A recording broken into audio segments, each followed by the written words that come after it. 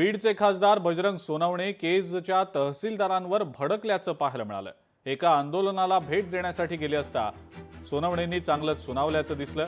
आवादा कंपनीचे पैसे पण घेता आणि पत्रही देता असंही सोनवणेंनी यावेळेला तहसीलदारांना सुनावलंय। दिल्लीत बैठक घेतली असता तहसीलदारावर आरोप करण्यात आले। तहसीलदारांना दुटप्पी भूमिका न घेता नियमात राहून वागलं पाहिजे असं बजरंग सोनवणेंचं म्हणणं आहे। एक बाजू घेता तुम्ही 100 प्रकरण तुमचे असं नाही करत 100 काय कोणाच्या घरचा काय आहे का असं चालणार असं जर केलं तर वाट लागेल सगळ्याची। तुम्हाला मी लई विचार करून बोलतोय असं नाही करत। तुम्ही जी बाजू घेऊन बोलताय ना त्या बी त्यांचं बघल।